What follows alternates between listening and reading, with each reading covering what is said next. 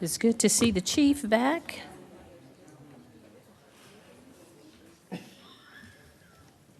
We're going to start our legislative work session.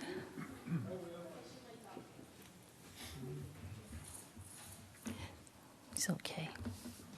We'll give you time. Has those beautiful heels. Oh, you're welcome. I will call to order the City of Douglasville's legislative work session for tonight, which is July the 15th. We will not have our invocation and pledge allegiance as we've had that, our special call meeting, and we thank First United Methodist Church for sending over the associate pastor, Reverend Jenneth Rice Singleton, and Mayor Pro Tem for leading us in the pledge. So now we'll continue to move on with our agenda items that are printed on the outside with paper forms, and or if you would look at the screen. So I'll go through the protocol for the meeting, and then we'll get started with our legislative work session. I would like to welcome you to the City of Douglasville's legislative work session. My name is Rochelle Robinson. I'm Mayor of the City of Douglasville. This is a work session where agenda items are presented for discussion only, and no official action will be taken on these items tonight that are discussed, but they will be voted on next Monday at the 6 p.m. meeting. If the business you are here for is not listed as an agenda item, there will be ample time under the agenda item comments from citizens and delegates section for you to discuss your business. We'll be happy to hear from you at that point. If you're not on the agenda and you'd like to come forward at that time, you have 5 minutes, and you can present anything to us that is germane to city council business or future business in the City of Douglasville. When you come to the podium, if you're on the agenda or not, I would ask that you would please keep your comments and presentations on a professional level, dealing with the facts that are important for this governing body to make our decisions. We will not accept comments that are considered by the chair to be of a personal attack on any individual or group of individuals. You'll receive a warning from the chair, and if you deviate from this requirement, a second deviation will just discontinue your conversation this evening. Only one person speaking at a time. Please do not applaud, speak from the audience, or cheer or carry on conversations with the audience, or be disruptive in any other way. I'll remind you that we're only required to accept public comments during the required public hearings. And if you have a cell phone or iPad or any electronic device, please put those in silent mode or turn those off until the meeting has been completed this evening. Now, this is how the agenda items will be handled tonight. The agenda items will be handled by the committee chairperson. That person will read the agenda item. Then that person or persons representing that agenda item will make his or her application. Then myself and council members will possibly ask questions to help us make our determination for next Monday. After that, the committee chairperson will ask for comments or statements from the audience if it's a public hearing.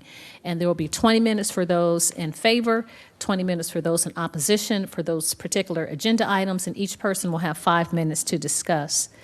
If you would like to speak, there are forms outside on the desk that are for speaker sign-in cards. Please put your name and address on those and hand those to our city clerk, Ms. Vicki Acker, to my right. When you come to the podium again, please give your name and address for the record, because we do have people watching, and we just need to have that down for record that who you are. Each person has one opportunity to speak. This is not a question and answer or debate format. It's just really here for us to receive your information, deliberate, and make our decision next Monday.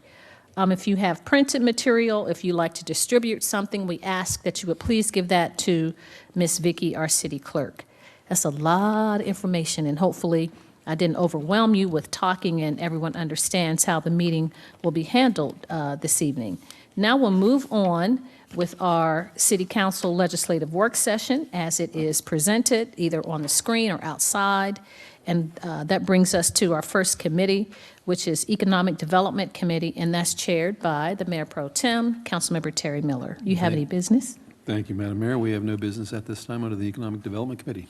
Thank you so much, Mr. Mayor Pro Tem. We'll move on then to item number 6, which is Finance Committee, and that's chaired by Councilmember Mark Adams. Thank you, Madam Mayor. We have You're 3 welcome. items tonight under Finance. We'll start with item A, authorize the mayor to sign an agreement with the Atlanta Regional Commission for the city to complete part of the Livable Centers Initiative Investment Policy Studies, LCI, as a sub-grantee. We had Ms. April McCowan with us during our committee meetings earlier. I see that Ms. Williams is here to give us any further information that we might need. Ms. Williams? Patrice Williams, Community Development Director, 6701 Church Street. April had to go home, so I'm here to answer any questions that you may have. But it's a simple LCI contract, 80-20 matching grant with the Atlanta Regional Commission, $160,000 from the ARC and $40,000 from the City of Douglasville for a total of $200,000. The LCI study, as you know, includes all of the downtown, parts of New Horizons, Fairburn Road, which is also Exhibit 1A of the contract. So if you have any questions, just let me know. We just discussed this a short while ago. Is there any additional question or comment that the mayor or council may have? Is there any reason why we would not want to go forward with this? I hope I get my opportunity to have some things on the consent agenda on Monday, if you all will help me out here. Thank you. I would like to see that. Thank you, Ms. Williams. If there are no other questions or comments, that's what we'll do. Item B, authorize the mayor to sign an agreement with the Georgia Department of Transportation for the construction and rehabilitation of the bridge carrying Riverside Parkway over Sweetwater Creek. And again, Ms. Williams is here with us. We have discussed this at length. This has been an ongoing process. I believe they told me earlier about 9 years this has been ongoing, and we're about to see it come to fruition. So, Ms. Williams, did you have any other information from our committee's meeting that needs to be shared? No, nothing new. Anyone? Madam Mayor? Yes, Mr. Mayor Pro Tem, go ahead. Yes, Mr. Chair, quick question. Has the engineering already been done on this project, or? It has. Okay, so it's already been designed, so now it's just a matter of, Absolutely. so there'll be no waiting No. period, just we get the contract going, and Right, we think it'll be wrapped up by the end of the year. awesome. Thank you. That's all, Mr. Chair. Is that the paperwork or the project? The project. Thank you. Any reason that I could not successfully request this to be on the consent agenda? Thank you. Moving on to item C, authorize the mayor to sign change order number 3 with Integrated Construction and Nobility Incorporated for construction on the parking lot and basketball court area at the Wheeling Workers Park. Mr. Thompson, help us with that item, please, sir. Sure. All right. Marcus Thompson, City Engineer, 6701 Church Street.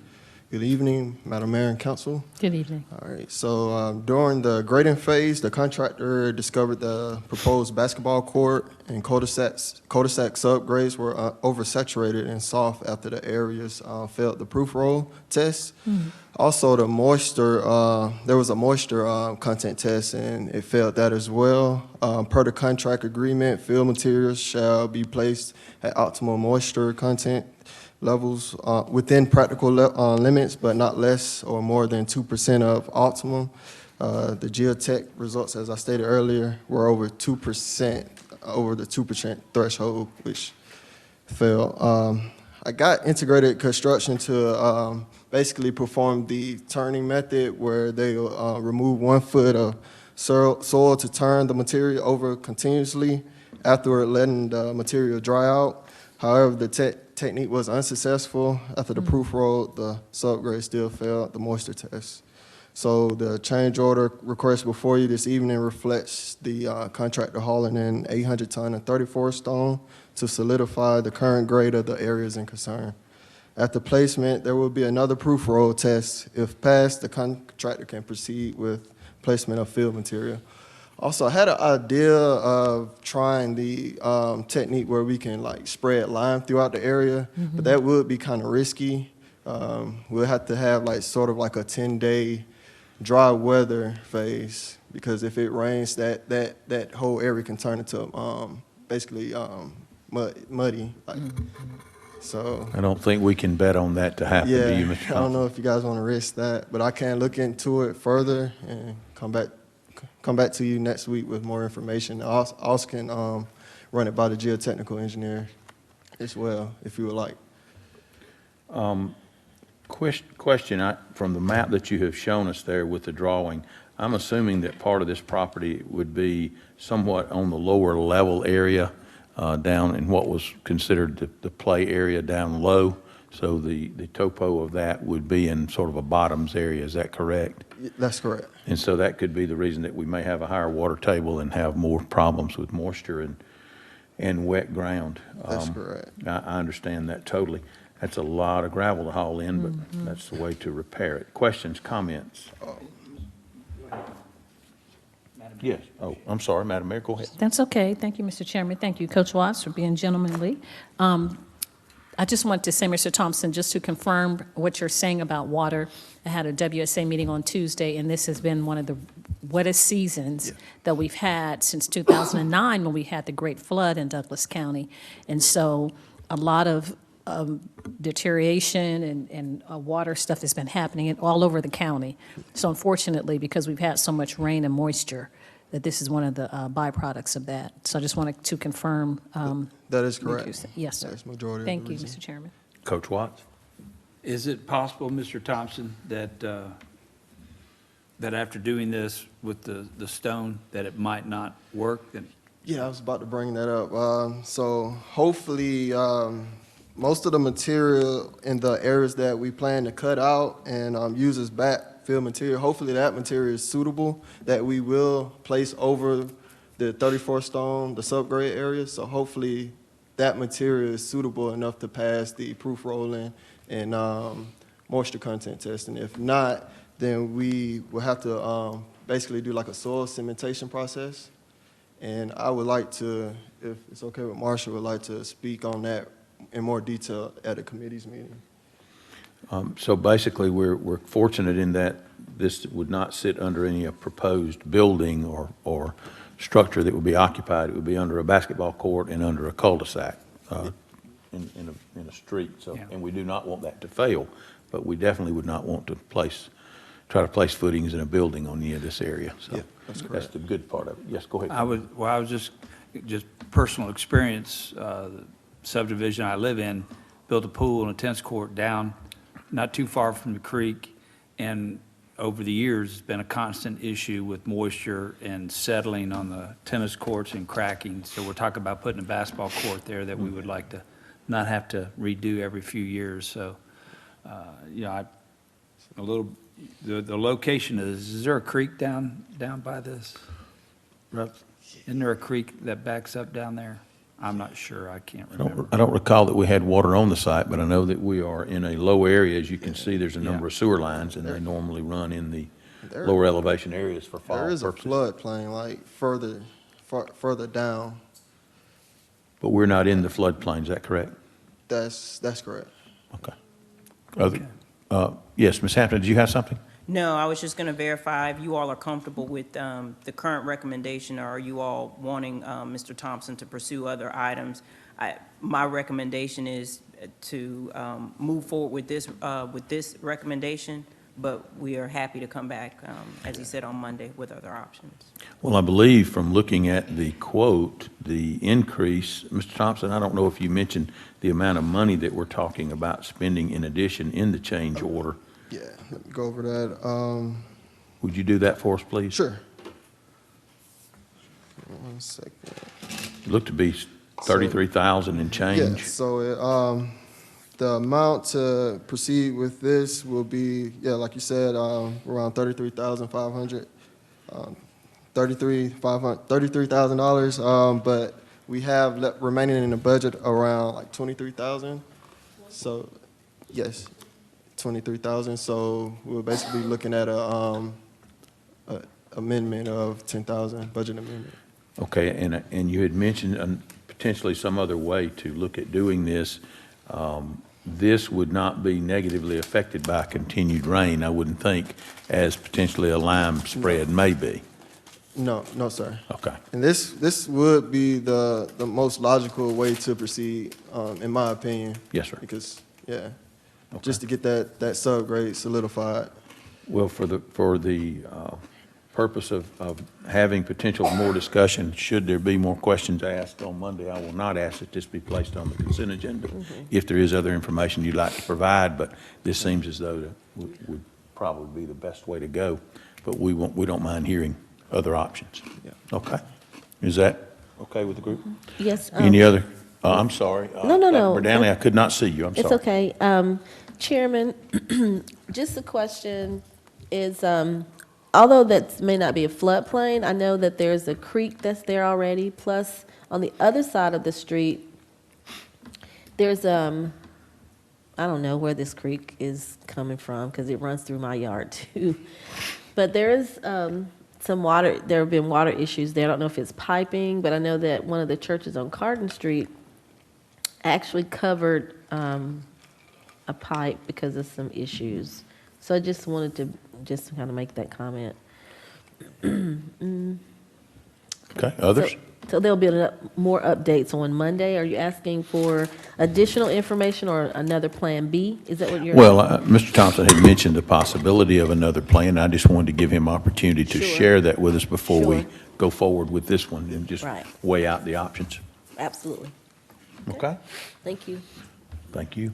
Madam Mayor, that's all that we have. Mr. Thompson, thank you. That is complete as far as Finance Committee. Thank you. You're welcome. Thank you so much, Mr. Chairman, and thank you, Mr. Thompson.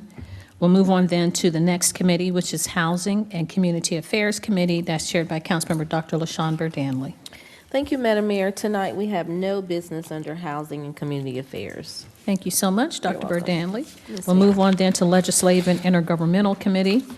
I'm trying to find the vice chair. Do you know who you are? I'll just ask Mayor Pro Tem. Thank you, Madam Mayor. We have no business this evening under the Legislative Intergovernmental Committee. Thank you so much, Mr. Mayor Pro Tem. I appreciate you taking that committee for me.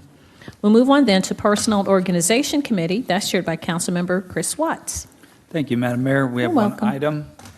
Item A, adopt an ordinance to correct typographical errors in subsection 8-9-2 of the city's personnel policies and procedures, and Ms. Woodward will handle this. Thank you, Chairman Watts. The revised TTP came before you a couple rounds ago, and there was a typo in section 8-9-2. I've attached a red line version, so you'll see that where it's supposed to be director, I wrote directory, and so this is a housekeeping item, the ordinance. Thank you, Ms. Woodward. Anybody have anything on this? No, sir. Yes, sir. Yes, Coach, I just want to make sure those are the only changes to the entire document? Yeah. Okay, thank you. You know, if former Councilman Siegel had been here, he might have caught those. I know it. spelling, but anyway. Oh, God. In case he's listening, I just wanted to let him know we're still thinking Oh, about it. he listens. I would like to put this on the consent agenda, if it'd be all right with everybody. Thank you. Madam Mayor, that's all I had tonight on the personnel and organization. Thank you so much, Councilman Watts and Ms. Woodward. Ms. Woodward, is your microphone on? We can hear you, but there you go. Okay, we move on then to the next committee, item number 10, which is Planning and Development Committee. That's chaired by Councilmember Mark Adams. Thank you, Madam Mayor. We You're have welcome. a few items tonight. We'll try to walk through these rather briskly if we can. Consider a request for development plan approval for Project Oasis for 14.54 acres on Westmoreland Plaza in land lot 903, District 18, Section 2, Parcel 5, for plans dated March 2nd, 2021. The application is by Euphoric Development. Ms. Patrice Williams is with us here to discuss. Okay, Patrice Williams, Community Development Director, 6701 Church Street. You all heard the item for rezoning back in May. It was approved May 17th with stipulations. Two stipulations are listed here. The first one is enhanced landscape. That was required. That is condition, I should say. And then, of course, there's an exterior of the building that we're asking them to paint green or brown to blend in with the area. And so they plan to do that. It's a part of the development plan, so we ask for your approval. We do have the applicant with us tonight if you have any additional questions from them. Thank you very much, Ms. Williams. If the applicant would like to come forward and make any presentation, I mean, this is a time that you would have to do that, and then if there are questions that the council or Madam Mayor may have, we'll express those. Let me make sure that stipulation number 3, which I'm not aware of, it doesn't mean that didn't happen, but it says here that the development will install a chain link fence in the undisturbed buffer along the residential area should the neighborhood express that it wants said fence at the council zoning hearing May 17th. I recall that there was not a fence involved. That says there's a stipulation and that date has gone by. So are you aware of the requirement for a fence, or how did that go? Yes, Matt Bentley, here on behalf of Euphoric Development, 1119 Drewsbury Court, Smyrna, Georgia, 30080. To answer your question, it was my understanding at that last hearing that it was kind of agreed on that they didn't necessarily want the fence, and they wanted the enhanced landscape buffer so that we weren't having to take down trees and eliminate part of the natural buffer. I just wanted to make sure there was consensus on that and there was an agreement on that. It would not be something that would come back and cause trouble at a later date. So my understanding was they had opted out of a fence in order to not have to disturb the area to put that fence up as far as natural buffer. Okay. Did you have other information? We do have a packet of information, Council, Madam Mayor. I'm sure you've looked at it as to the layout of the building, the colors of paint that the neighbors had requested in order to try to have this blend into the neighboring areas. Any information? I have nothing else. I'm happy to answer the questions on the stipulations. Obviously, you can see on the elevations page that we tried to make it blend with the green and the brown. As far as the enhanced landscape plan, of course, we'll be bringing that in front of the staff at the appropriate time. Yes, sir. Any users to this point that you can share? Not at this point, but the market is doing very well, so I suspect we'll have one hopefully in the near future. Sure. Ms. Williams, everything about the application as far as the facades, colors, so forth is within scope and within reason for our UDO, correct? Okay. Thank you. Anyone have any questions or comments? Madam Mayor, go ahead. I do. Thank you so much, Mr. Chairman. So are we going to strike that stipulation from the record, or how does that work? The third stipulation is not included. It's just those two that I read off. Okay, so the fencing, The fencing is not required. all right. Thank you so much. Thank you, Mr. Chairman. That's Okay, all I good. have. Any others? All right. Thank you very much, sir. We'll take that up on Monday for a vote. Thank you so much. Appreciate you being here.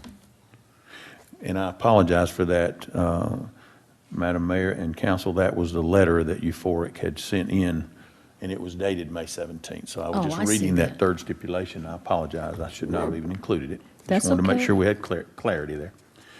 All right, item B is a public hearing. Hold a public hearing and consider a request for change in zoning from GC General Commercial District to PSP Public Semi-Public District for 4.45 acres on Earl D. Lee Boulevard, Land Lot 53, District 1, Section 5, Parcel 44.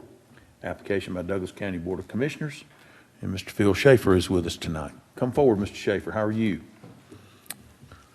Fine, thank you. Long time no see, sir. Long time, a little bit, since the other day, waving at you. There you are. Phil Schaefer, zoning administrator, Douglas County. We're at 8700 Hospital now, Douglasville, 30134.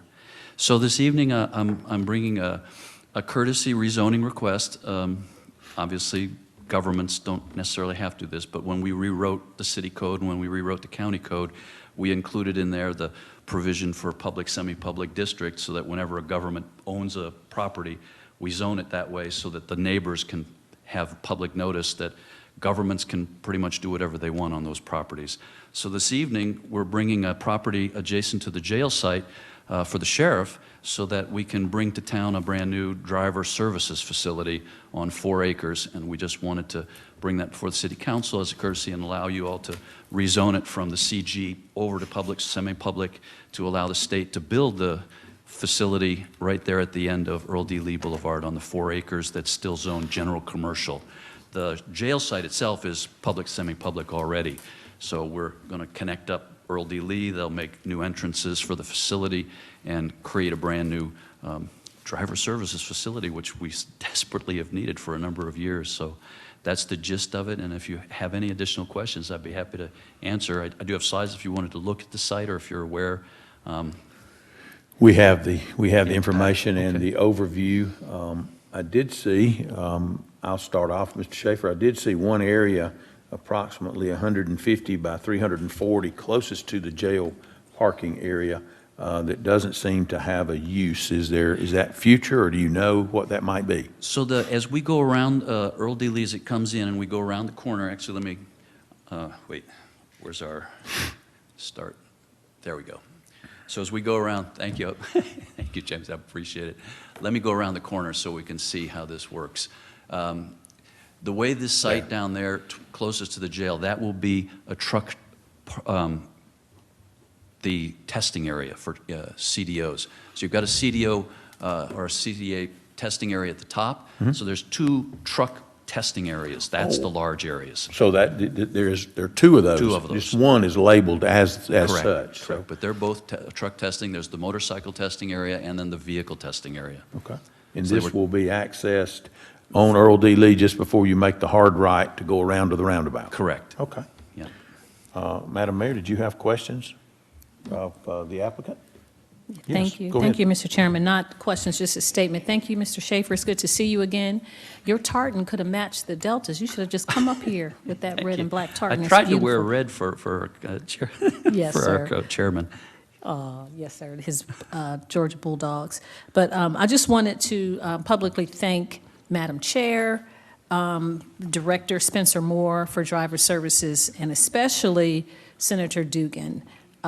He really, really pushed to help us to get driver services in Douglas County, and we appreciate him moving this issue forward. And so we worked together, but he spearheaded this whole thing. So I just want to thank Senator Dugan, the driver services director, who came before the pandemic started. Right. And we had taken pictures, and he said that it was coming, and so Director Moore and Madam Chair. So that's Thank all I you. want to say. Thank you, Mr. Chairman.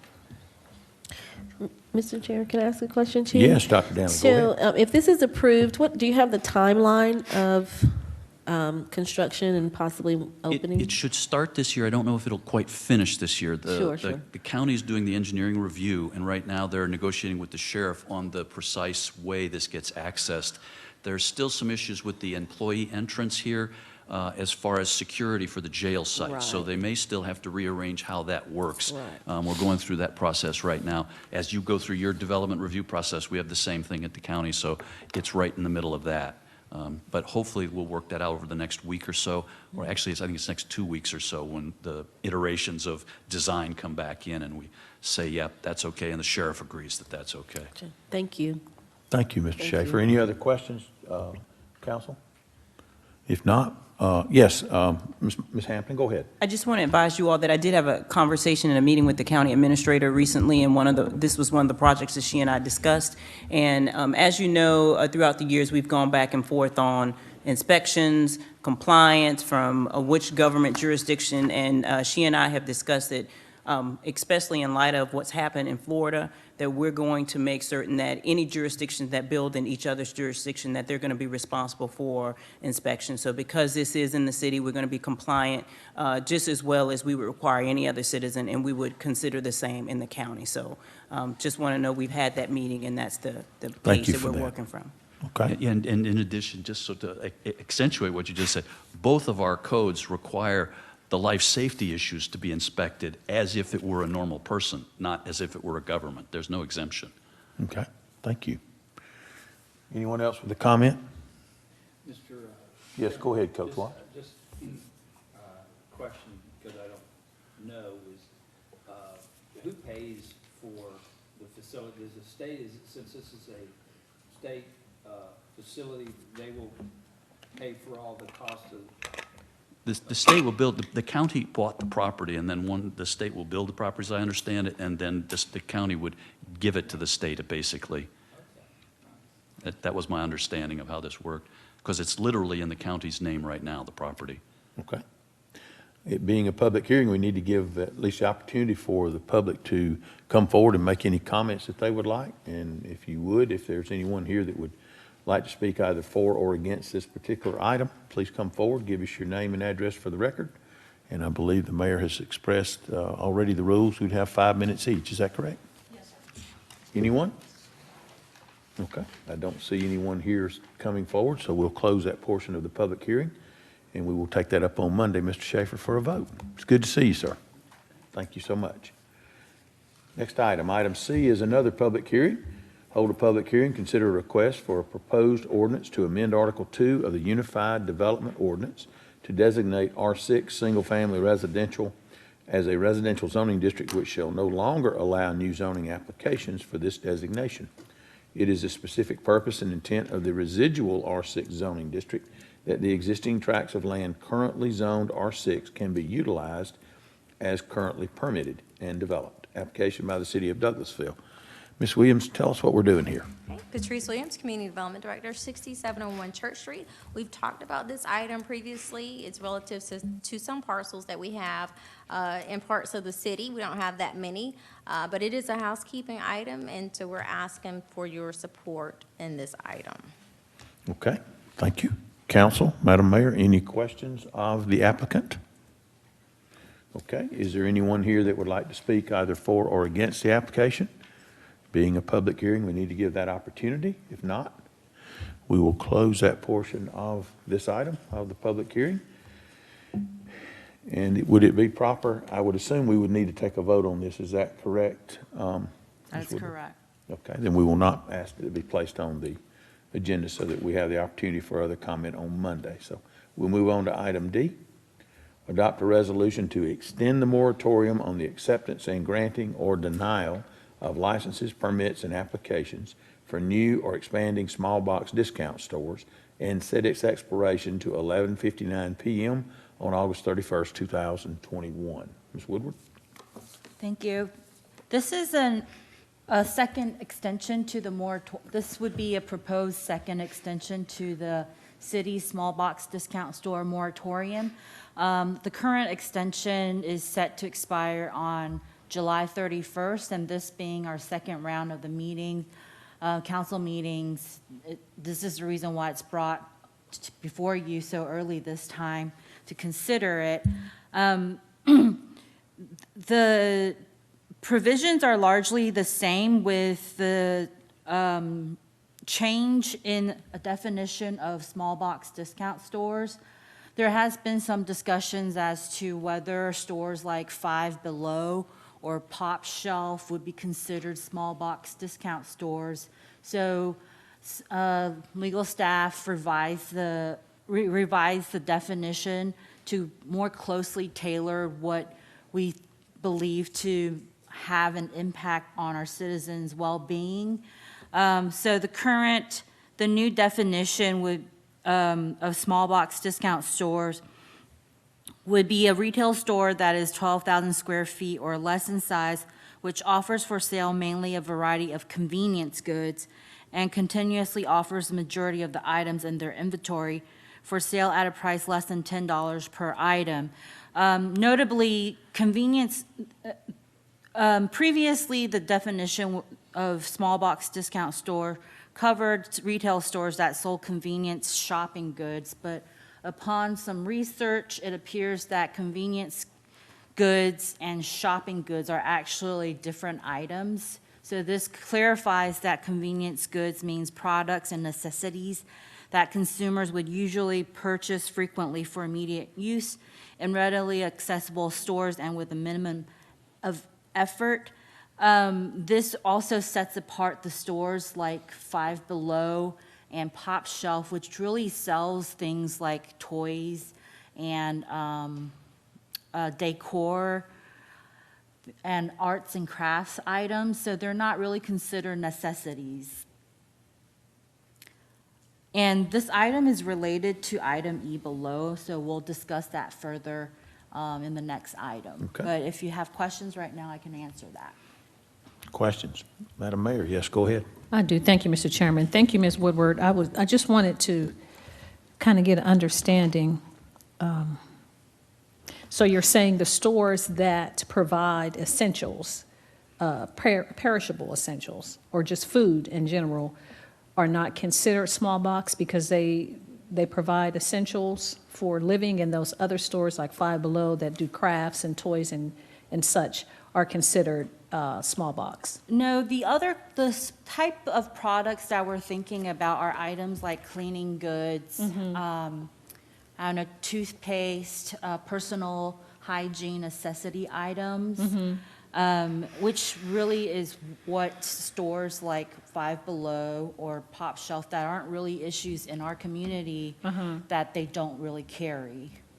Okay, so the other ones that have milk, eggs, essentials are stores that can be considered like in food deserts or whatever, and they're not considered small box, or they are? They are not considered small box. Okay, so like a Family Dollar, I want to The segregate. Family Dollar, they don't currently provide fresh produce like what you mentioned, the dairy items, they're produce, and dairy rather than products and necessities like the kind that consumers would purchase without giving it a lot of thought.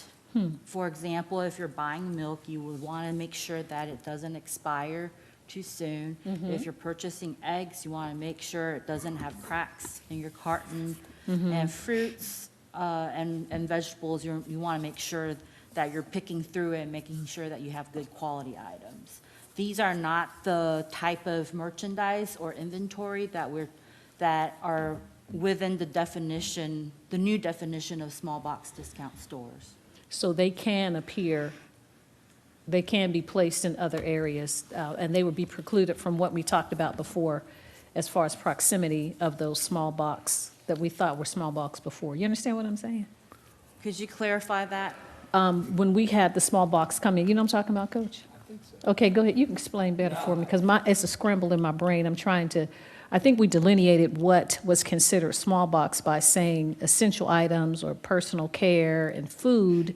And so we're taking those stores that we considered to be small box that now that they don't fit that definition.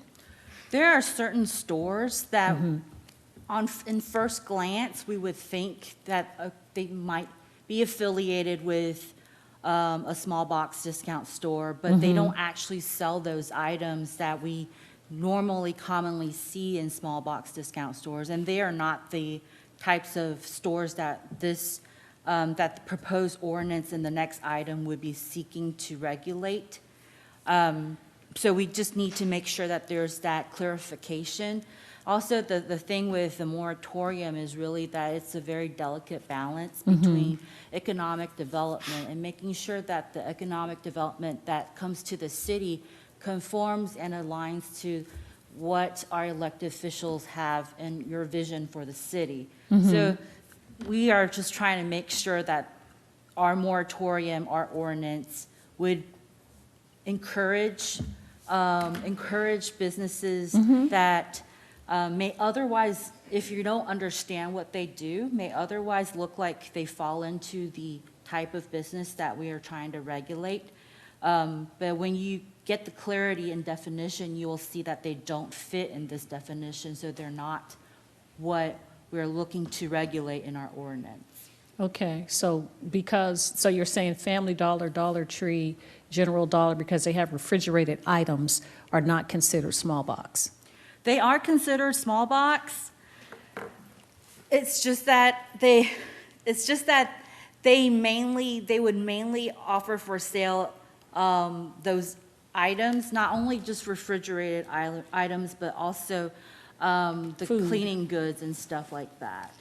They are not offering very high quality food goods, and that's why a lot of studies that we've looked at, they claim that small box discount stores create a food desert issue. They're not offering very good quality food. They compete for SNAP coupons, and they squeeze out stores that otherwise would bring in higher quality foods. And of course, that's not what we want to see. And based on some research into our maps, that's not really the issue we have in the city of Douglasville. However, we still want to be able to make sure that they don't negatively impact the city's property values or the well-being of our citizens. So we would try to regulate their appearances and aesthetics so that we make sure that overall the appearance of the stores, of the businesses that the city offers look to be of a high caliber, even though they may cater to certain needs of residents of the community, but we still want to make sure that this is raising the bar of the businesses in the city. Okay, and did we get the Georgia State University study back? That has not been published yet. They have a hearing on July 28th. Okay, thank you so much, Mr. Chairman. I apologize for the length of that question. Other comments? I'm going to have a couple of questions because I'm confused now. That's right. But this item, let me reel us back in. This item is to either extend the moratorium to further study or not extend it. Okay? That's what we're considering here. And I want to make sure, a couple of things. The fact that we may decide or not decide to extend, is there any application that is before us now that we have placed on hold? Do we know of anyone that we are inconveniencing by not allowing them to have an application for a store of that nature now? Yes, sir. Okay. Second question. What happens? Are we going to begin to go into a small box store, and if they decide to begin selling produce, are we going to not allow it?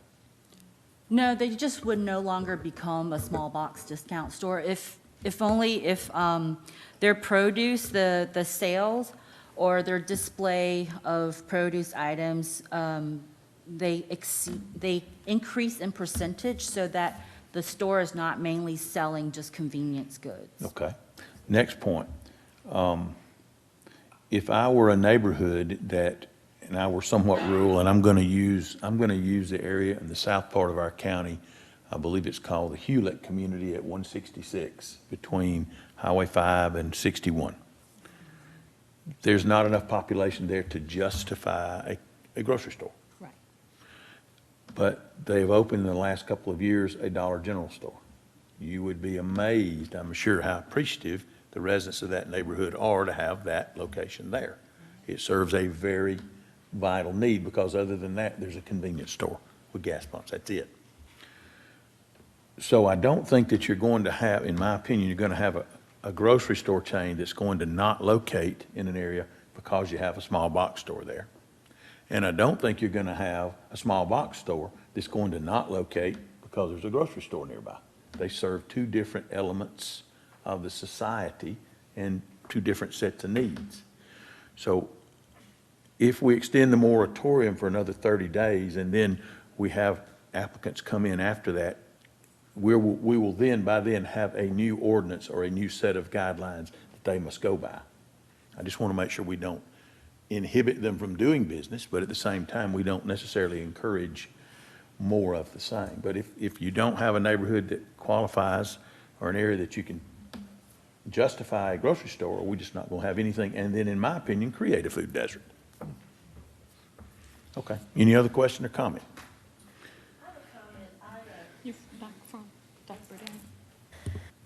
Thank you so much for speaking specifically to our Assistant City Attorney about aesthetics.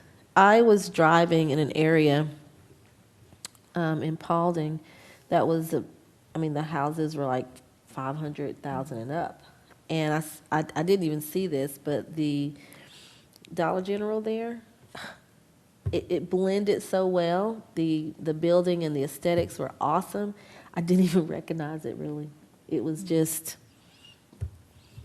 awesome. It was just great. So I do believe that we, from whether it's a small box or any entity that comes before us, that we do have to look at going the higher level with aesthetics and things of that nature.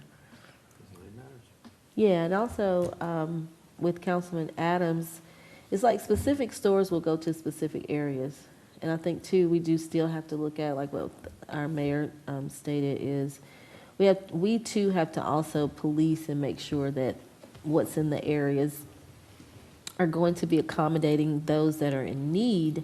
However, make sure that business owners are not, I want to make sure I say this correctly. Business owners are not going to a community to abuse, is that a better word? I can't really think of another word.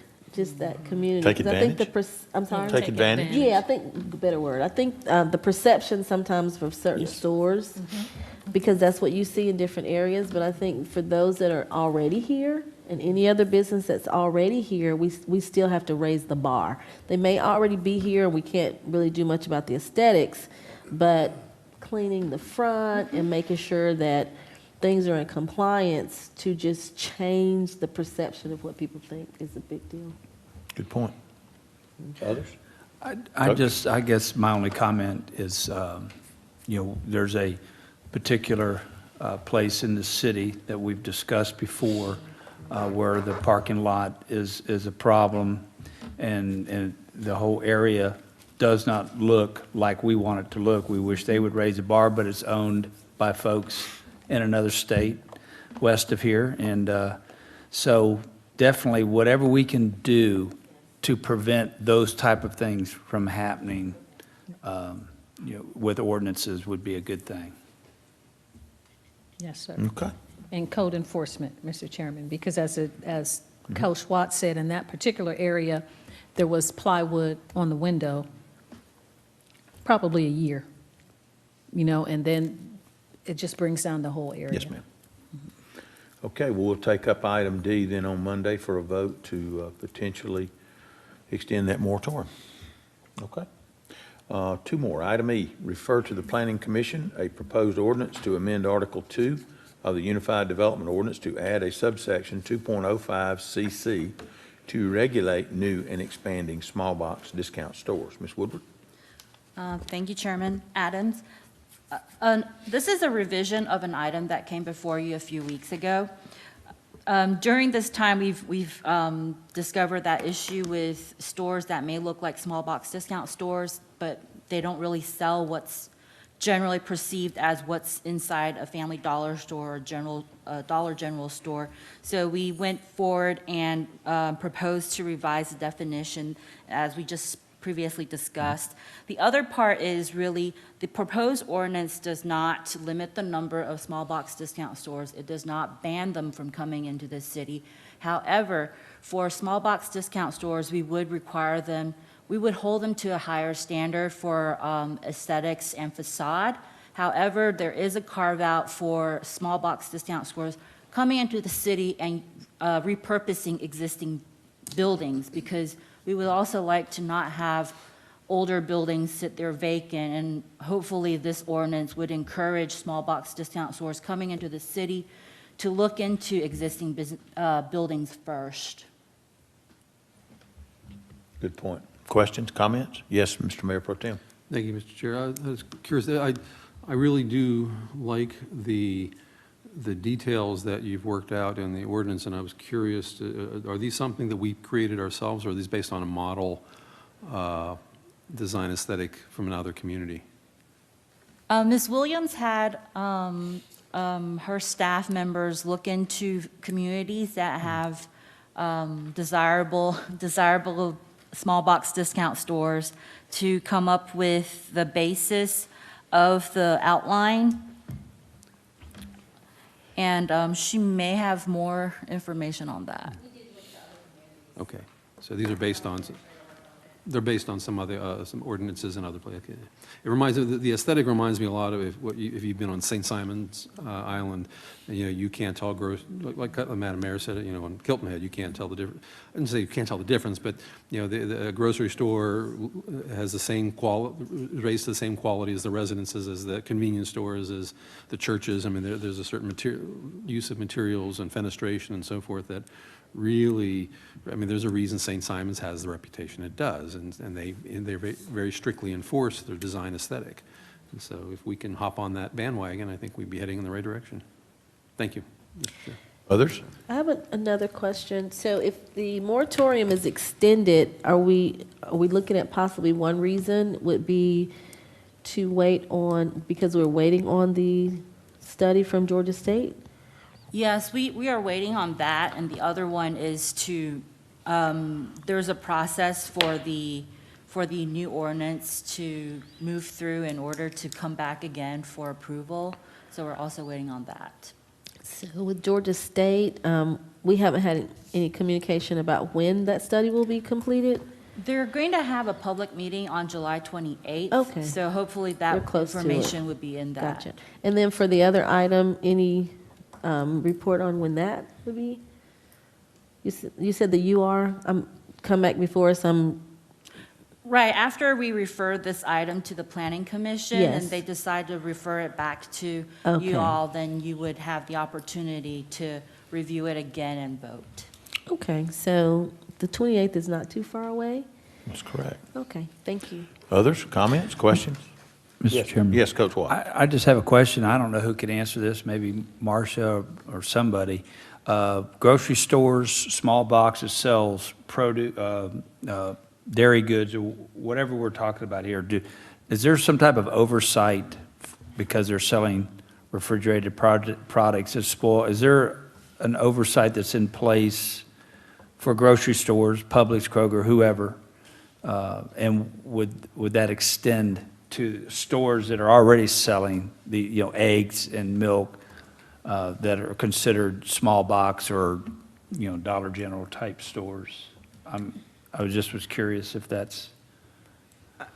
Depending upon, I'm assuming, depending upon what you're asking, there is oversight. I'm quite certain. I think, Patrice, you can address what our department does, and I know that there are some other departments that do the same as far as the upkeep and the maintenance on those items. Right, so GT working with the Georgia Department of Agriculture in certain areas, and of course Cobb Douglas as well. So Okay. there's definitely oversight. Okay, thank you. I was just curious. Any others? Would it be appropriate to place this on the consent agenda so that we can refer it to the Planning Commission to get things rolling? Thank you. Last item, item F, refer to the Planning Commission a proposed ordinance to amend section 7.09, table 2 of the Unified Development Ordinance to allow additional canopy signs or projecting signs in a historic district application by the city of Douglasville. Ms. Williams? Patrice Williams, Community Development Director, 6701 Church Street. This item actually came by way of one of our downtown businesses, a restaurant that we have here. They are requesting that we take a look at this, at perpendicular. I think that's what we call them here in Douglasville, perpendicular signs. But they're nationally known as projecting signs.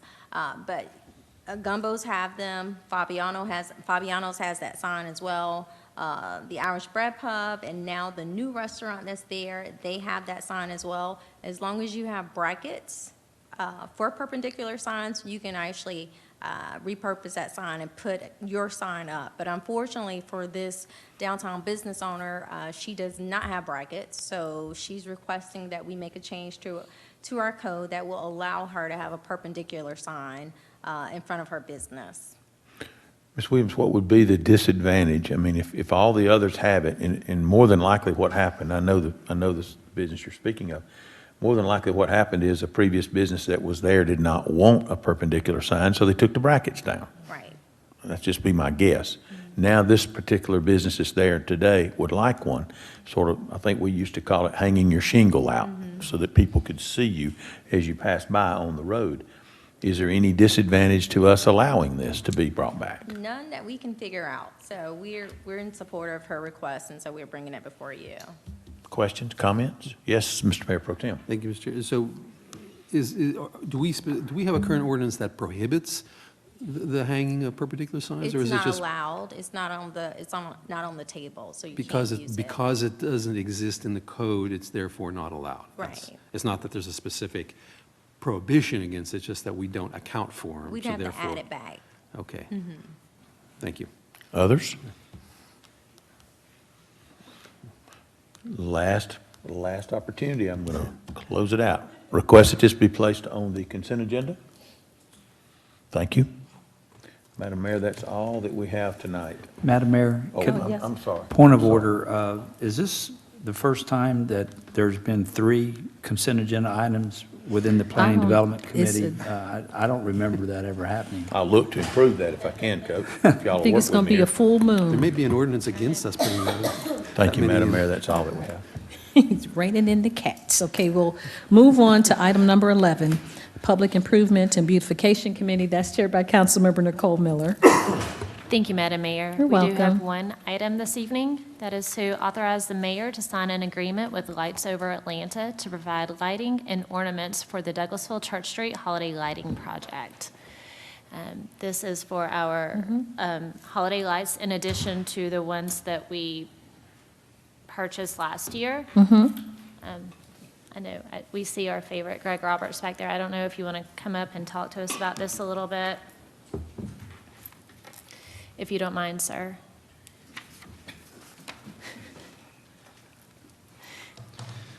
Feel like I'm at choir, Miss Mayor, with a microphone. Good to see you, Mr. Roberts. Greg Roberts, Public Services Director, 6695 Church Street, Douglasville.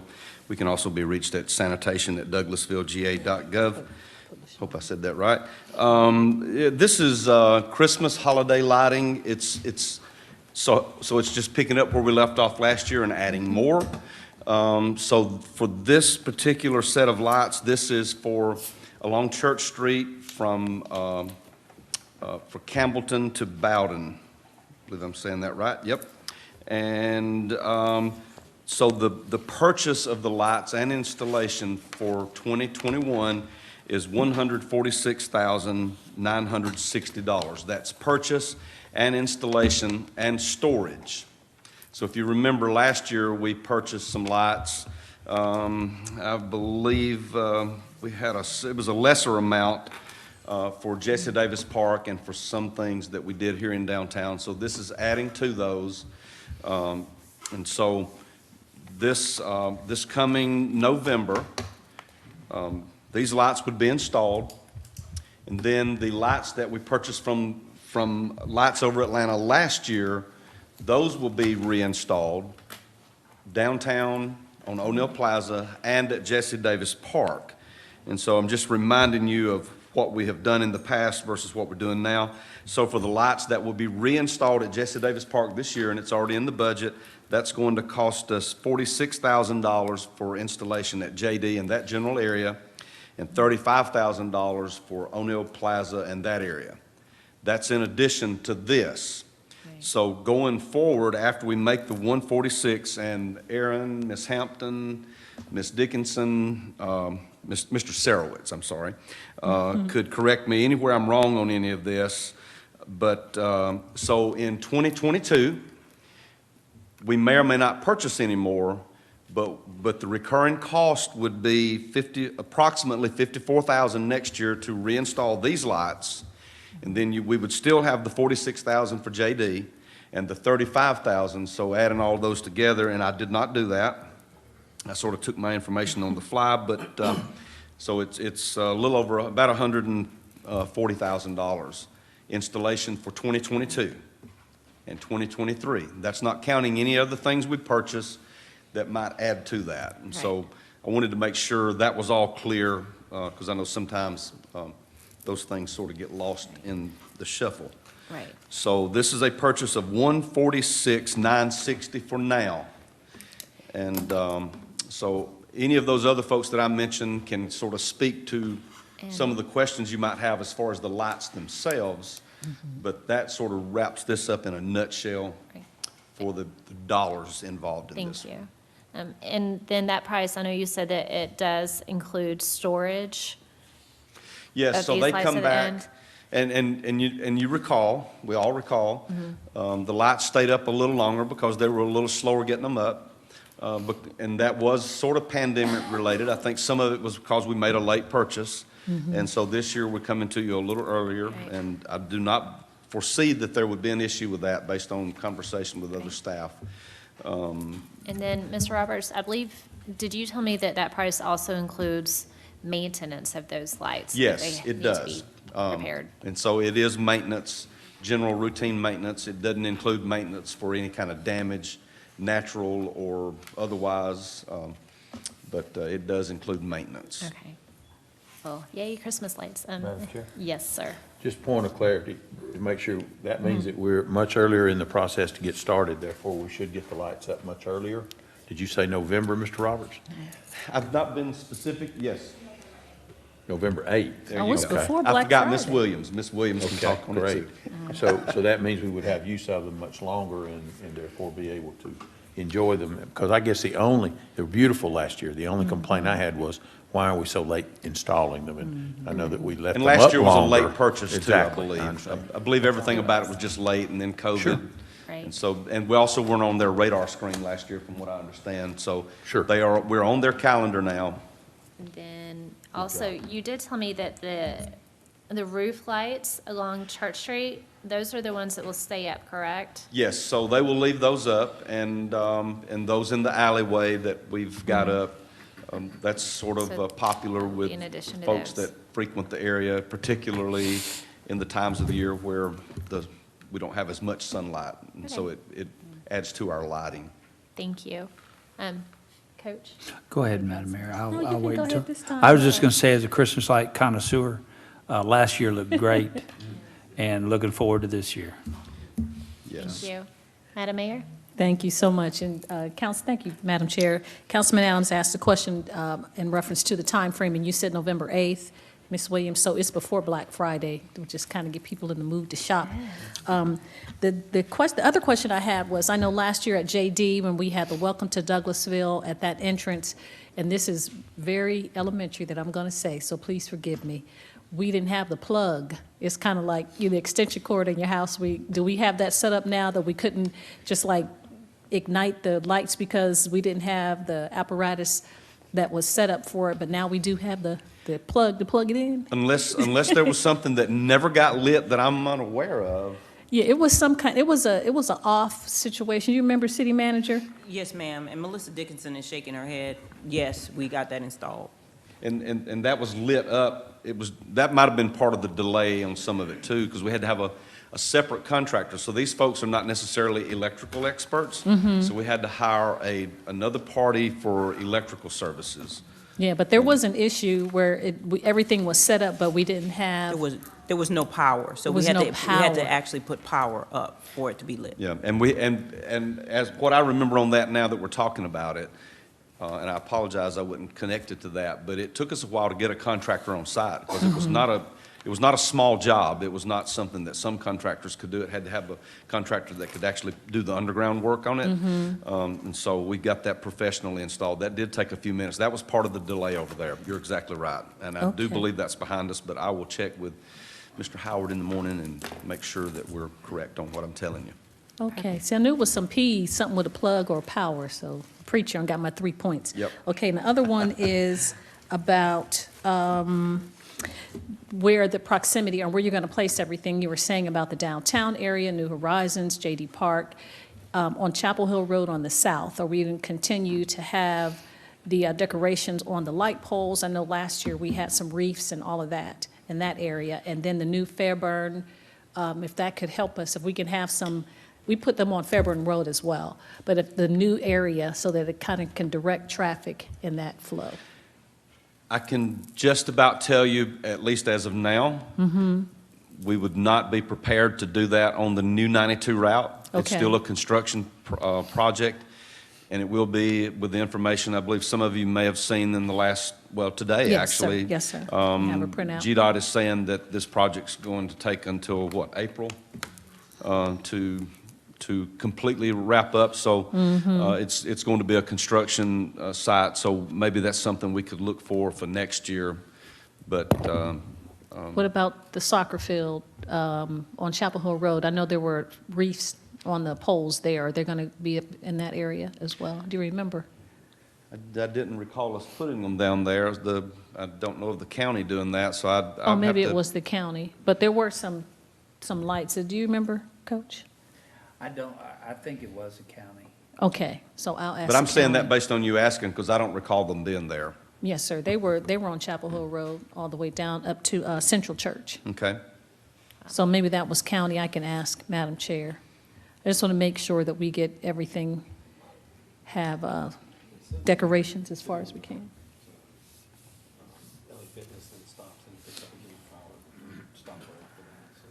So we stopped at LA Fitness? Yeah, that's what the farthest city goes. And then a little bit by Fowler Field, and then it's county again.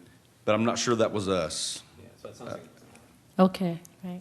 I'll But now, talk to we're Madam not Chair. stopping any decorations, correct? This is just in addition to what we've had in previous years. The answer would be yes, Okay. based on the way you ask it. Okay. But we are still having manpower issues on our end. There are a lot of the lighting is what we install, and so hopefully it'll eventually quit raining, and grass will quit growing every 3 days, and we'll be prepared for that by the time late October and early November gets here. Wonderful. Okay, and the last point was the holiday parade, Christmas parade. We're going to have lights in that whole area for when Santa Claus and the sleigh and reindeers come through. And I believe that's Friday, December 3, We had our first meeting yesterday, so we're ready to go. Okay, and this all should be completed and up and operating well by then. okay, thank you so much. And the mailbox for letters to Santa. We'll take care of that. Okay, thank you. Thank you, Madam Chair. Any more questions? Yes, Madam Chair, just question to Mr. Robertson. Please enlighten me if I missed something. The storage, you mentioned the storage that we're paying for, the lights belong to us. So we're storing them and we're paying for storage, correct? Yeah, we're paying for them. We're purchasing the lights, and they are in our ownership, but the company, Lights Over Atlanta, they store them for us. Okay. So is there another alternative where we could store, not have to pay that much? I'm just asking. I don't think. You don't think we've so? tried to store a storage, been but a I don't think it would be wise for us to do it. Okay, I got you. And just to add to that, so varmints love this type of stuff, and this company is aware of that, and the onus and the burden is upon them to make sure those do not get damaged like that. Right. Now, whether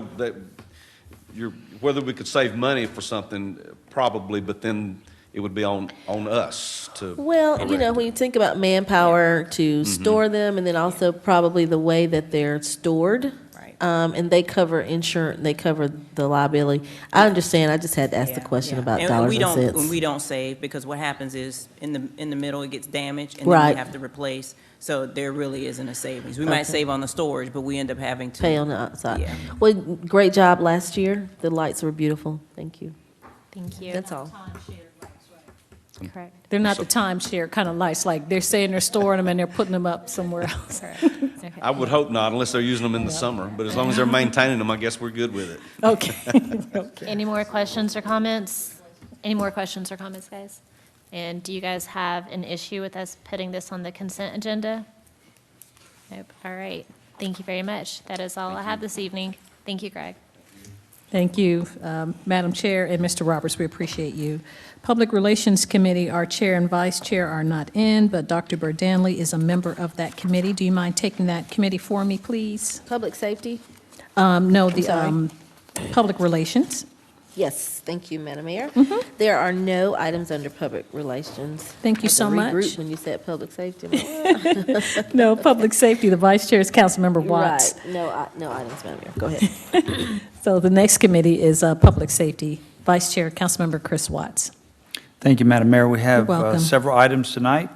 Item A is authorize the mayor to sign an application with the Governor's Office of Highway Safety for the 2022 Western Region Traffic Enforcement Network Grant Project application for the Police Department. Chief Sparks? Yeah, we're going to have our traffic motor officer, who's the president of this organization, Traffic Officer Joseph Steger. He took on the task of running that outfit, and so he's going to come and tell you a little bit about the Governor's Office, Highway Safety.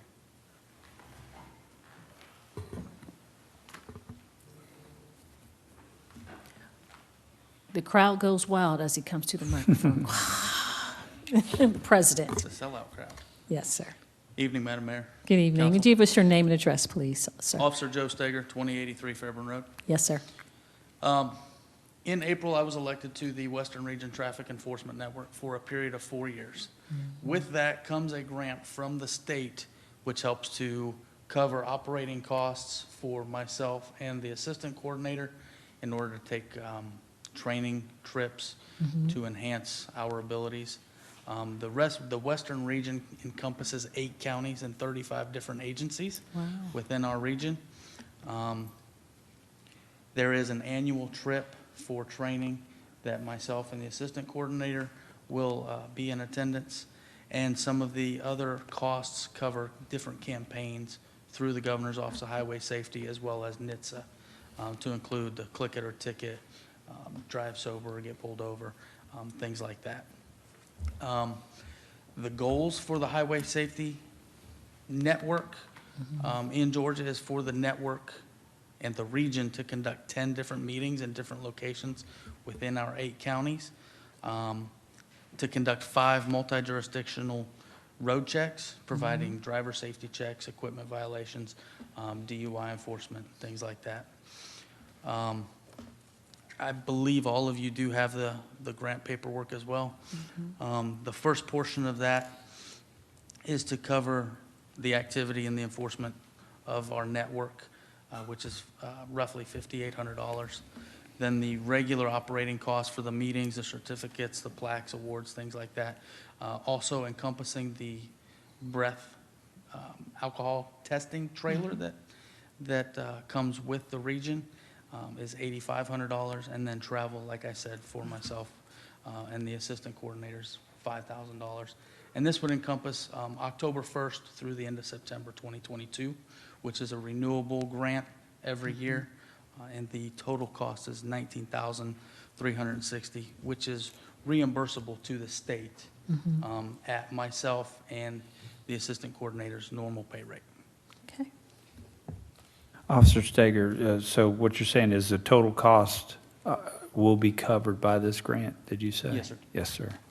Okay. Anybody have any questions or comments? Yes, sir. Coach, I'd just like to congratulate again Officer Steger for his election to that post. I don't know if that's a good thing or a bad thing. I hope you were there and were able to have representation as to whether you were elected to that post or not. But we're proud of you and proud for you, and we appreciate the job you do. Thank you.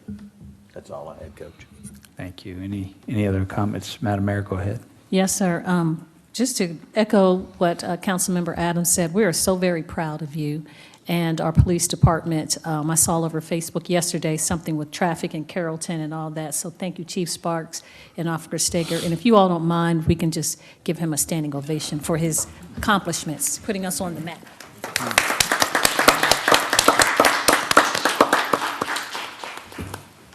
Thank you so much. Just shows our exemplary police department. Thank you. Thank you, Mr. Chairman. That's all I had. Mr. Vice Chair. Yes, ma'am. Any other questions or comments? All right, we're going to go ahead, if it's okay with council, to place this on the consent agenda for money. Thank you. Item B, authorize city staff to apply for a 2021 Bryan grant from the United States Department of Justice for the police department. It seems like we see this. This is one of those every year. Chief Sparks, you go ahead. Yes, it's a Bryan grant. We get these grants every year, and they're paid in full. With this grant, we want to purchase 7 SWAT night vision goggles. Our SWAT team needs some night vision capabilities.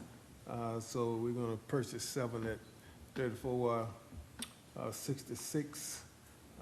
So we allocated $21,409. So we're going to kick in $28.55 to cover the extra set. So our SWAT team, we have about a 12. Really, it's a 12-man thunder. I call them Thunderbolt.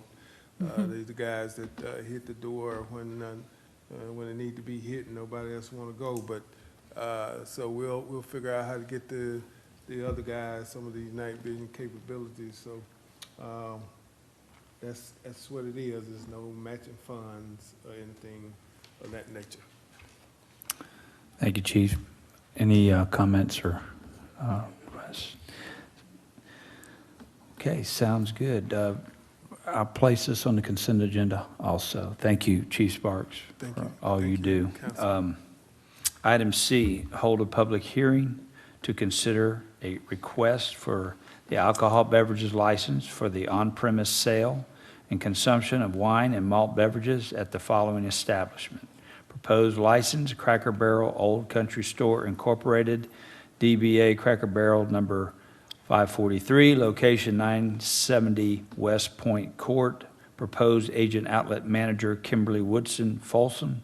The required fees have been paid into the finance department.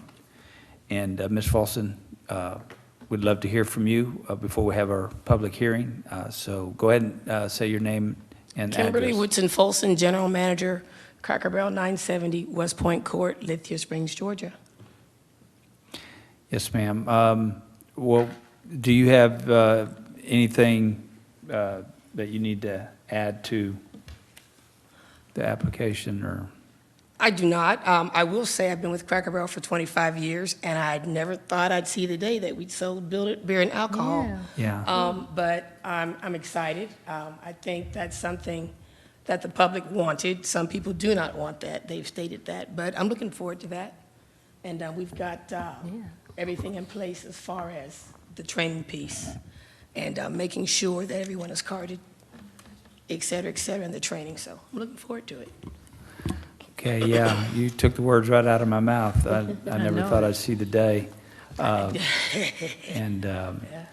So I'll just open this up to council. Anybody have any comments? I'm going to start at the far end. I have a question. So I've seen some Cracker Barrels in other states, and I love both here, Douglas Boulevard, one near Walmart and off of Thornton Road.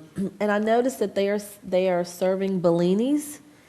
You know, in our training, I didn't see the Bellinis. We have mimosas, beer, and mimosas. wine. Yes. So is a Bellini and a orange and mimosa strawberry. different? Is a Bellini and a mimosa different? I thought it was the same. One is orange juice. So you are serving Mimosas. mimosas? Okay. Beer and wine. All right. So I did see that in another state. I guess Now, it may be coming. Ma'am, It may be coming down the line. I just saw the mimosas. I didn't know. Maybe Bellini might be a little stronger. I didn't know. Okay. But okay. I just saw that, so I see the trend that I was a little shocked too to see that. Okay. Any, thank you, Dr. Danley. Anybody else have any? Yes, Madam Mayor, did you have your hand up? Yes, sir. Just quickly, thank you so much for coming in and sustaining this length of the meeting till we got to your item. Kind of in shock as well about Cracker Barrel, but this is just, I guess, is part of life. For the training you said, are your servers, do they have to go through a procedure? Do they check IDs, or how does that happen when someone set a table in order? So someone sits at a table. If we have a lot of minors, so the minors cannot serve it, period. Okay. So they have a buddy that actually serves that is of age. So that's how that works. Okay. And they have to card everyone, regardless of how old they look or how young they look, they have to card, so. Okay. That was my question. Thank you so much. Thank you, Mr. Chairman. Okay, she covered it, okay. I know I had something I wanted to ask, but I forgot what it was, so I'll think of it during the public hearing. Well, my brother's coming up. He's Douglasville, so my brother's coming up. Yes, ma'am. You might remember that. So we have to have a public hearing, so we'll open that up at this time. If there's anyone here that would like to come down and speak either for or against this application, please come down now, state your name and address for the record. And as Councilman Davis would say, there are no takers, so we'll move on from the public hearing for this item, and we'll vote on this on Monday. Alrighty. Thank you. All right, item D, hold a public hearing to consider a request for the alcohol beverage license for the on-premise sale and consumption of wine and malt beverages at the following establishment. Proposed license, Cracker Barrel Old Country Store Incorporated, DBA Cracker Barrel number 40, located at 7060 Concourse Parkway. Proposed agent outlet manager, Joseph Anthony Santiago. The required fees have been paid into the finance department. And Mr. Santiago, the floor is yours. Your name and address for the record, please. My name is Joseph Santiago, and I reside at 1231 Senator Road. And I am the general manager at the Cracker Barrel located at 7060 Concourse Parkway here in Douglasville. And I am a 30-plus veteran in the restaurant business, and like to open up to any questions.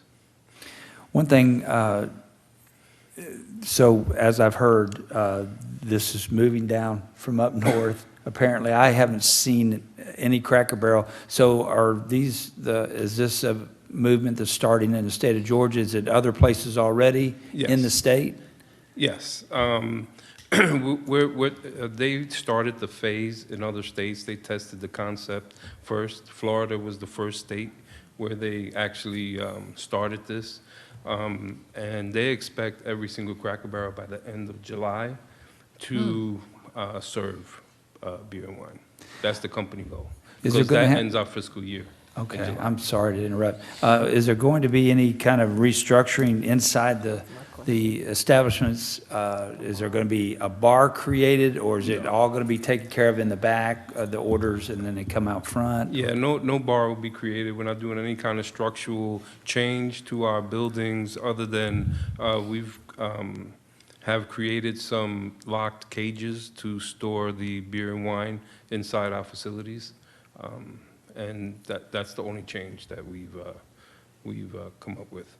Our servers that are permitted to sell the alcohol will be responsible for stocking those cages and delivering the product to the guest. Okay, I've never been to a Cracker Barrel that didn't have the parking lot packed full.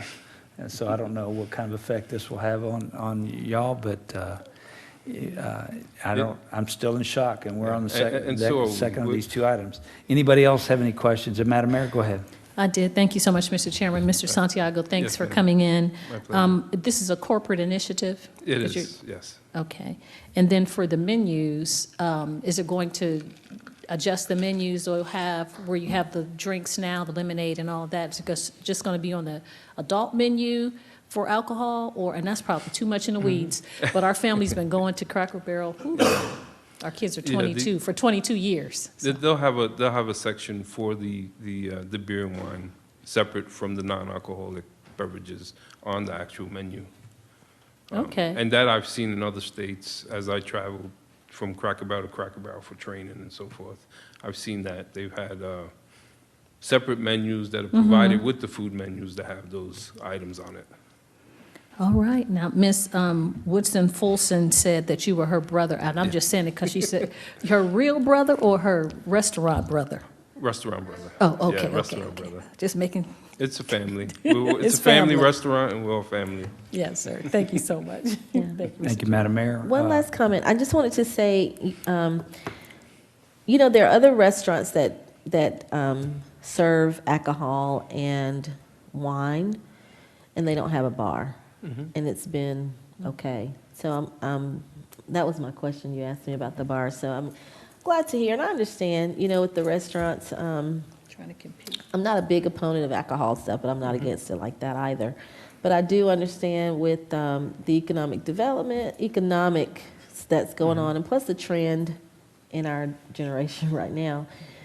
But restaurants such as yours have almost kind of like been last. So sustainability and things that you may have to put in place to just kind of help. I see that. I see it coming. Be competitive. Absolutely. Thank you. Yes, sir. Dr. Danley. Any other questions, comments? All right. Well, Ms. Santiago, appreciate it. And, I forgot about the public hearing. All right. We'll now open the public hearing, and if anyone here would like to come forward, state their name and address for the record, and speak either for or against this license application, come now. Thank you very much. No, so we'll close the public hearing, and Mr. Santiago will vote on this on Monday. Thank you. Thank you. Madam Mayor, That is all I have tonight under public safety. Thank you so much, Mr. Vice Chair. The next committee is yours as well. Recreation, Culture, and Tourism Committee, chaired by Councilmember Chris Watts. Councilman Adams is sitting back and relaxing. Smiling. Just smiling. And, you know, and that's exactly what Mr. Cartwright's probably saying right now. It's about time. He waited all this time. Okay, we have one item tonight, authorize the mayor to sign an agreement with Club Car LLC for the use of 72 units of in-cart shark experience entertainment console and associated software. Mr. Cartwright. Good evening, Mayor and Good Council. evening. Chris Cartwright, 9090 Rose Avenue. So I would say that this is just a continuation in addition to the contract that was previously approved for the new fleet of golf carts. This contract just wasn't ready on the same evening, and the golf carts needed to be built, so we had to get that one rolling a little bit earlier. The features will be the same, the price will be the same. In many cases, the units will actually be the same. So the units that have been replaced and upgraded, they'll come off the fleet that we send back, and they'll be installed on the new fleet as they roll off the delivery truck. So everything's remaining the same, and the only small little change that the attorney and I talked about was the lease terms are different amounts because our carts are going back a couple months early. We are not technically terminating the Shark Experience lease early. So we had a 50-month lease for the carts that was approved a few weeks back and a 48-month lease for the GPS services. They will terminate at the same time. So they were just making them line up at the end. And these are the golf carts without the 2-ton batteries. That is correct. These are the small, yeah. All of these devices will be powered by the lithium batteries that are in the new fleet, yes. I exaggerate a little bit. Any questions from Mayor or Council on this item? Yes, Madam Mayor? Very quickly, thank you, Mr. Chairman. Thank you, Mr. Cartwright and Mr. Landry for coming in. So with our old, I shouldn't say old, our former golf carts, do they go back to Club Car, or what do we do with the ones that are been? They do. They go back to Club Car. It's part of the lease agreement. We swap them out. They get them back. Even if we had gone with a different contract, one of their competitors, that competitor would have actually shipped the cars back to Club Car for us.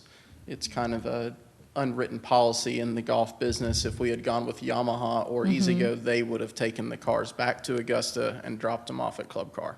Okay, because I did hear from a charity, I have an email that they wanted to know, they read something or saw something on our viewing of the city council meetings and wanted to know if they could purchase some old golf carts to put up for charity, and I told them It's possible they can be purchased, we won't be handling that. Club Car will get them, they'll refurbish them, and they'll send them out into their various dealers to sell secondhand. So we don't do gov.com or whatever, Nope. and we don't put them in the auction that the chief has? Correct, it goes Okay. back to the manufacturer. Okay. Part of the contract. I will email them back and let them know. Thank you so much. Thank you, Mr. Chairman. Any other questions? Mayor Pro Tem. Thank you, Mr. Chair. I thought I was remembering, wasn't one of the last times you came that there were some issues with the Shark That's program? correct. That there were either coverage or something to do with GPS and a few other things? So the way that it has been described to me was previously there was I'll call it the Shark Experience application and the Visage Experience application. The screens in the computers are basically just mounted tablets. And so they were two applications fighting each other. They've been consolidated into one with this new one. I've been assured we aren't having the same issues, and we haven't had them for months. So there are some new features that they are asking us to try for a month. I've told them we're going to try them, but I've been assured if we have any issues, they can just click a button and switch us back to the current iteration of which we have no issues. So the technology has been managed? Correct. Okay. Thank So you, Mr. Chair. this trial for a month, the golfers won't be paying for anything extra. It'll be just checking it out. through them. There are extra features that are ad supported. So the companies that are purchasing those ads are essentially footing the bill rather than the customer itself. The companies that are For our trial period, it is Verizon exclusively is the ad. So the Shark experience is actually powered by Verizon, goes through their network, that sort of thing. So all the ads will be Verizon. Any other questions? Wasn't there a golfer named the Shark? Who was the golfer named the Shark? It's Greg Norman. It's a White Shark. licensing agreement. Okay, They use that's why it's called that. They use his name and likeness. Yes. Any other questions? Now, these carts are already in operation. They are in production. So we don't have them yet. We are awaiting their delivery. I've been told we'll have them before our PJ event in the middle of August. And it's my understanding that we've had some folks at the golf course the last few days, some groups that have been using the older golf carts. Tell us a little bit about those groups. So they've been using the driving range, putting green. Staff might have used some carts to transport them around. We had a group called Cam's Vision out at the golf course today. It's a camp of 18 children, of which 6 are fully or partially blind. Wow. The other children are their siblings. So of the 18 kids, again, 6 of them are visually impaired in some nature. The other ones, they're able-bodied, but the camp is all about getting them to learn to interact with each other, facilitate with each other, because obviously the children are going to have to get some assistance where they need it. So they learned a little bit about golf, and we did some putting, some chipping, some full swing on the range with them. It was pretty cool to see just how adaptable they are. Wow. I love the fact that we're involved in that. Thank you very much for that. And also, y'all hit a couple milestones this summer. Could you just briefly tell us about those? We did. So fiscal year ended June 30th. For the fiscal year, we did 32,500 rounds, and we did $1,008,000. So, of which neither number we have ever achieved, and is about 25% above average, both of them. Great. So the greens, everything that we've put into the golf course, led by our golf pro, Mr. Cartwright, and Parks and Recreation Director have been paying off. The golf course is getting used. Certainly is. So, Was this coinciding with the work that was going on at the same time? Or is Same time. So, Wow. you know, it may have hurt our business a little bit, but it So there's- certainly is worth it in the long term. So there's potential for growth beyond that? That's correct. with So that happening. since the beginning of this fiscal year, I would say a big month for us might be $100,000. We're already over $70,000 for July. So we're certainly continuing to set that pace and beyond. Well, before I close this committee out, I just would like to give West Pines, our golf pro, Chris Cartwright, and know our it. Parks Recreation Director a big hand. Let's stand up. I feel like church. Thank you.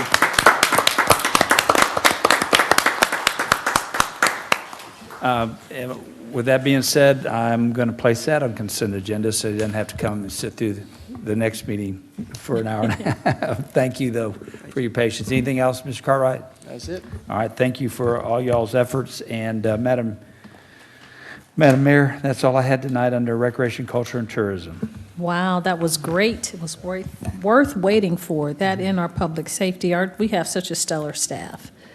Blessing. We'll move on then to the next committee, which is Technology Committee. That's chaired by Mayor Pro Tem Terry Miller. Thank you, Madam Mayor. We have no business at this time under the Technology Committee. Thank you so much, Mr. Mayor Pro Tem. Transportation Committee, chaired by Councilmember Dr. LaShun Danley.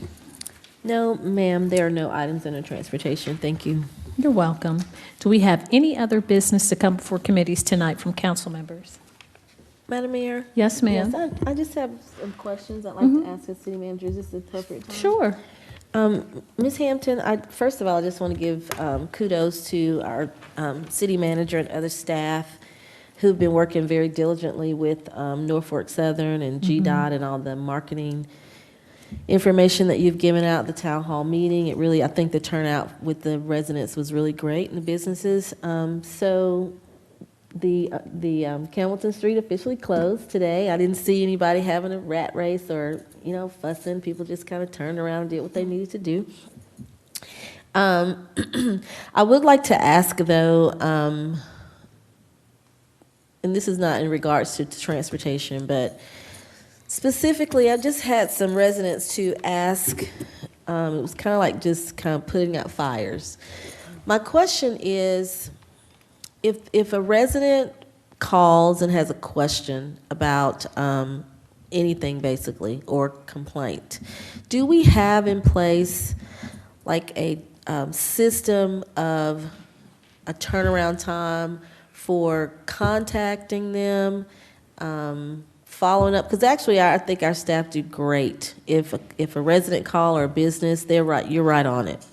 But I think, so it's not really overwhelming, and also the residents and the businesses' needs are being met. How do you prioritize what's critical and what isn't? Everything is important, but the time frame, so that as a council member, if someone calls me and says, has a complaint or concern, I make the referral, and then maybe like 3 weeks later, they're calling me back and saying, what happened? I mean, what is in place as a turnaround, and how do you determine what's priority and what isn't? It really just depends on the department. I mean, each department, of course, has, specific turnaround time based on what they're bound by. For instance, the city clerk, she's bound by what's in the law as far as turnaround time, so she has to. Same thing in certain things with law enforcement. Where you get into issues are typically in areas of code compliance and public safety and public service. And a lot of that in public service, really, a lot of it has to do with manpower and certain things that may not necessarily be in our control. Most departments, unless you all, have specific examples of something that is different, typically, if we become notified of an issue, we immediately respond to the citizen. A lot of times where you get into the delay in response is if, I'll use 92 as an example. If you were to ask me, city manager, when is the arm for the McCarley Street crossing coming in? I'm beholden to Norfolk Southern to give me that response, and I may forget. And, that onus is on me. But as far as a bottom line deadline, when it is to answer your question, is really specific on the department. But, we really try to be responsive to the citizens as soon as possible. I hate when I get an email if somebody says, hey, I've been waiting on XYZ response. And, to quite honest with you, it's not necessarily a good answer, but a lot of it is just so much stuff is going on, certain things fall through the cracks, and that's typically what happens. Yeah, and I mean, we're all human, and I mean, I forget sometimes too. I'm just trying to see what can we do to strengthen that area. I mean, it could be something simple. I mean, people call us for, like, if their toilet's not working, I'm fine with that too. But for example, I had a resident call me and about dogs barking in the back of their yard. And then I think they said there was a breeder. Somebody's breeding lots and lots of dogs. So that's something that has not come up before, and the type of dog. So like I said to the residents, a lot of times their ears and eyes are our ears and eyes, because we're not everywhere all the time. And I don't recall an ordinance that specifically deal with if there's a breeder. I mean, should there be a business license, and where do they breed, and all the type of dogs. And then you have a resident that's trying to sleep, and does that fall into the noise ordinance? So I get it. Sometimes it takes a minute. If it's noise, definitely 911. I mean, we do have a noise ordinance. If they feel like there is someone operating a business, because breeding is a business, if they're operating a business that's not licensed, then that's a code compliance call. Right. But, I would suggest, very similar to, as the chief has mentioned when it comes to public safety, tell individuals call 911. I would suggest they call 920-3000. There's always a response to City Hall. And, Chelsea and I, that's one of the reasons why we set one of our goals, customer service, because no matter what, we can always ensure that a response, especially if it's one that's fallen through the cracks, that we kind of meet that need if they have gone directly to the department. So we try to make certain that we cover those that may have fallen. And you do excellent. I mean, when I hear other stories from other cities or counties, I'm thinking, man, we're doing pretty good. And of course, the resident did tell me they call 911. And of course, when you're dealing with things that we collaborate with or we share with the county, it's like different. You know, if you call animal control in the middle of the night, your response that they give you is like day and night from what we get. Right. So I don't know. I mean, I can speak with Commissioner Mitchell and see if we can tighten that, but I don't know the answer. I mean, I can't always give them the answer, and I know we can't, especially when it deals with the county. My other question is the sewer problem at Jesse Davis. So has that been fixed? I'm not aware of a sewer problem at Jesse Davis. What? No, No, really? ma'am. Okay, so let me enlighten you. So Charles Thomas called, and because I was trying to rent the park for something, and he called me and said, I just want to let you know the bathrooms at the pavilion have a sewage backup. And he said it's been that way for like a month. And I said, really? He said, yes, and it's because of GDOT. GDOT did something, and they haven't fixed it. I said, a month? So then, that's my thing. For a month, if you got sewer backup, and so then I had residents call me and say, we were walking on the track, and the sewer was yuck, and it smelled horrible. I haven't smelled that. I went over, I didn't smell anything. I guess if it has been going on for a month, I don't know why you don't know. I'm sorry. Yeah. Well, and I'm over there Daycare is fairly there. often. My kids are over there at camp, So so sorry. I was there this morning. And that's sewer at the pavilion, at the restrooms where the pavilions work, I mean, where the pavilions are, they're not in use. Okay. So the complaint was, and I apologize for bringing this out right here, but No, what's the other complaint business? was, those that rent the pavilion or that area have to either go to the, the concession box to use the restroom, or they have to walk all the way up to Alice Hawthorne, which is okay for someone who is young and vibrant like me. Or for those that are elderly who cannot, and that's a long, so, yeah. I will sorry, find I out didn't. for you. Typically, if it's an issue, if it was a sewer issue that staff were to handle, I'm I probably sorry. would not know about it. But I will find out why Mr. Thomas, if it's been that long, he didn't call me. I think he was just so I was not calling him as a councilwoman to rent space. So he was doing what he typically would do to any other individual who is looking to rent space. Listen, I just want to let you know, this is what's going on with the bathrooms. This is, and that just caught my attention, and it said, for a month it's been going on, and this is GDOT. I said, we have a council meeting, I'm gonna talk to. Okay, I will find out. Yes, So ma'am. that slipped my mind too. I mean, it slipped my mind because I forgot to tell you. I just assumed that you knew. I really did. I'm sorry. All right, I will find out. Okay, thank you. Yes, ma'am. Thank you so much. That's something that we definitely need to look into and see if GDOT or WSA or whomever else, because as the city manager said, I've been down to the Alice Hawthorne to see the kids at daycare, It's just to really speak to them. I didn't hear anything. And you They may didn't say anything not to me. unless you're right Yes, there at the ma'am. pavilion. But he did tell me that he had spoken with Mr. Lantern. So Okay. typically, I usually communicate with Ms. Hampton. Yes, ma'am. You know, she's really good about following up. So just That's fine. appropriate. find out. Appropriate channel. Thank you so much. We have any other business from council members? Okay, not seeing any, then we'll move down to item number 18, updates from city staff. The legal Eagles, Ms. Lynn Woodward, you have anything? No updates tonight, thank you. Outside of executive session coming up. Chief of Police, it's good to see you, Chief Sparks. Good to be seen. I know that's right. Talk to us about what's been going on in the city. You had some kind of cadre or something with Carrollton. It was something on the highway. What was that? That was escort for the officer in Carrollton involved in that shooting sometime back. Escort from the hospital. He's released, so that was just part of going along the route to show him a little love that we all were thinking about him. So that's been, and Carrollton had a big celebration. Thank you. That was good to show that support to a neighboring community. In addition to that, I got a lot of positive comments about you, the district attorney, and others doing a domestic abuse forum and just information session for the community. So thank you for doing that with the DA's office. That was great. Thank you. You're welcome. You have anything else to report? No. I'm making you report stuff. You need, okay, thank you so much, Chief. Our city manager, Ms. Marsha Hampton. No, ma'am, I do not have anything. Okay. Any staff reports?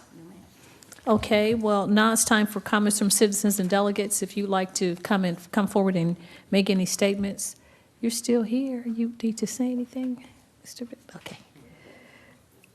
All right. Not seeing any, not seeing any, then we will recess. I will open the floor to adjourn into executive session to discuss personnel matter and to discuss disposition of real property after a recess. So I'll make that, open the floor for a motion to go into executive session. Thank you.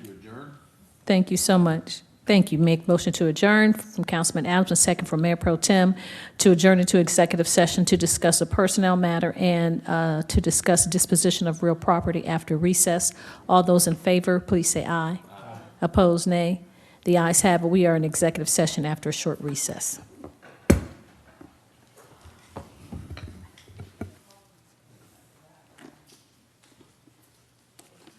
Oh.